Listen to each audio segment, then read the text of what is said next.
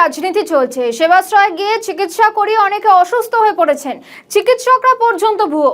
আজকে সংবাদ মাধ্যমের মুখোমুখি হয়ে বিরোধী দলনেতা অভিষেক বন্দ্যোপাধ্যায় এই সেবাশ্রয় মডেলকে তীব্র কটাক্ষ করেছেন।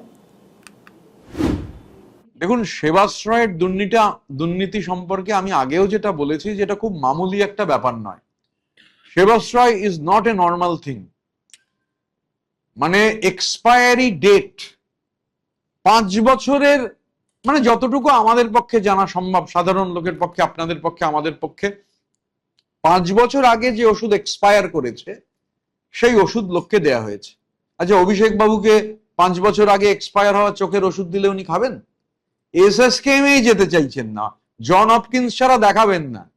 আর লোককে 5 বছর, আর সেবাশ্রয় তো মডেল, উনি বারবার বলেছেন এটা একটা মডেল।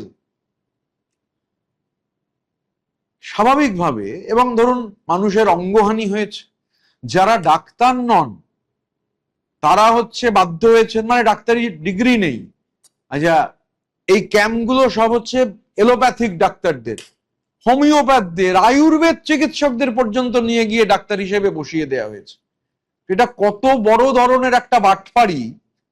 এবং সেবাশ্রয়, এবং আমি এখন তো শুনছি যে আলট্রাসোনোগ্রাফিক মেশিন, এক্সরে মেশিন, এগুলো নিয়েও, ধরুন আলট্রাসোনোগ্রাফি মেশিন, আমার মানে ফার্মাসির কোনো বিরাট অভিজ্ঞতা নেই, কিন্তু কমন অভিজ্ঞতা থেকে ধরুন মানে নানান ধরনের মেশিন, এই যে আমি বলেছিলাম, আমি যেখানে চোখ দেখাই নেত্রালয়ে, চোখেরও এনজিও হয়। আমার রেগুলার ইন্টারভালে বাঁ চোখের এই পরীক্ষাটা করাতে হয়, আমার বাঁ চোখের একটু সমস্যা রয়েছে।